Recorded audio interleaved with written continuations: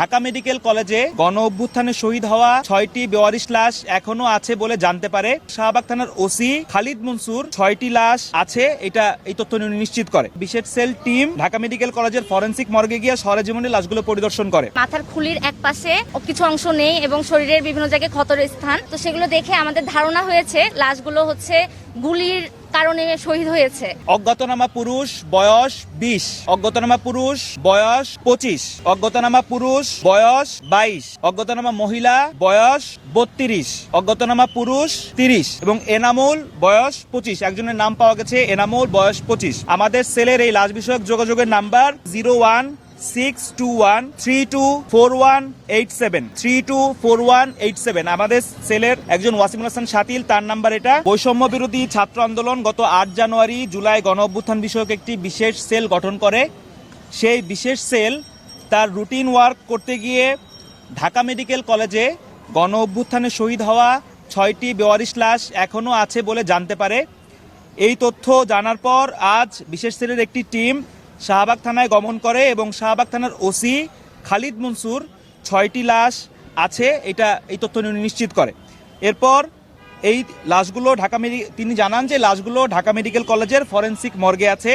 তারপর বিশেষ sell team Dhaka medical কলেজের ফরেনসিক মর্গে গিয়ে সরেজমিনে লাশগুলো পরিদর্শন করে।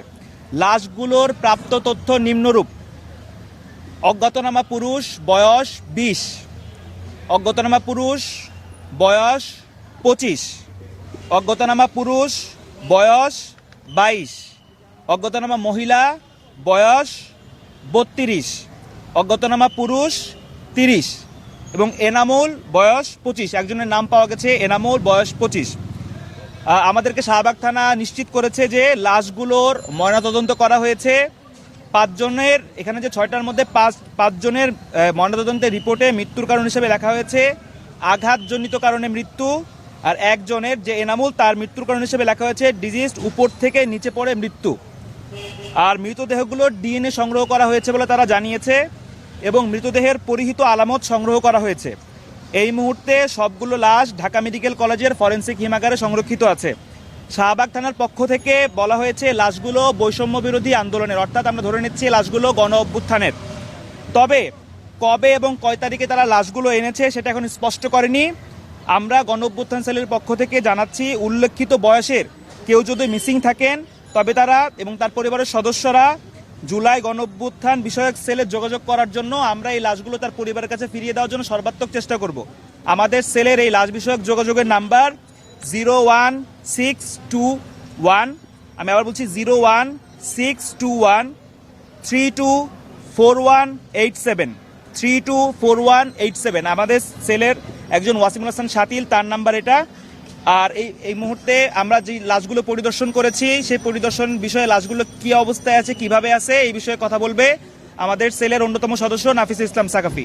আচ্ছা, আমরা সকালে লাশগুলো ফরেনসিক হিমাগারে দেখেছি। তো লাশগুলো দেখার পর আমাদের যেটা মনে হয়েছে, আমরা দেখেছি যে মাথার খুলির এক পাশে কিছু অংশ নেই এবং শরীরের বিভিন্ন জায়গায় ক্ষতের স্থান, তো সেগুলো দেখে আমাদের ধারণা হয়েছে লাশগুলো গুলির কারণে শহীদ হয়েছে। তো ময়নাতদন্তে যেটা লেখা আছে যে আঘাতজনিত কারণে মৃত্যু, আমরা চাই এটা সুস্থ ময়নাতদন্ত হোক এবং সুষ্ঠুভাবে কি কারণে মারা গেছে সেটা নিশ্চিত করবে আমাদেরকে ঢাকা মেডিকেল। আর আমরা ময়নাতদন্ত রেজিস্টার যেটা আছে সেখানে গিয়েছি, কত তারিখে আনা হয়েছে, কবে আনা হয়েছে, কোথা থেকে আনা হয়েছে, এ ধরনের যে তথ্যগুলো আমাদের প্রয়োজন ছিল সেগুলোর জন্য যোগাযোগ করি এবং তারা আমাদেরকে তথ্যগুলো দেওয়ার জন্য কোনো আগ্রহ প্রকাশ করেনি ঢাকা মেডিকেল। আর ঢাকা মেডিকেলের ডিরেক্টরের সাথে আমরা যোগাযোগ করার চেষ্টা করেছি, কিন্তু ডিরেক্টরকে আমরা আজকে পাইনি। আর আমরা যেটা বলছি যে এই গণ অভ্যুত্থানে জুলাই এবং আগস্টে যারা শহীদ হয়েছে, আমাদের যারা মিসিং আছে তারা আমাদের সাথে দ্রুত যোগাযোগ করবে এবং আমরা গণ অভ্যুত্থান যে জুলাই যে নতুন বিশেষ সেল হয়েছে সেখান থেকে আমরা সর্বাত্মক চেষ্টা করব যাতে যাদের পরিবার এখনো তাদের আত্মীয়কে, তাদের স্বজনকে এখনো খুঁজে পায়নি, আমাদের চেষ্টা থাকবে তাদের কাছে তাদের স্বজনকে ফিরিয়ে দেয়া, তাদের এই 6টি লাশ আমরা তাদের কাছে ফিরিয়ে দেওয়া পর্যন্ত গণ অভ্যুত্থান সেল বিশেষভাবে এই ক্ষেত্রে কাজ করবে।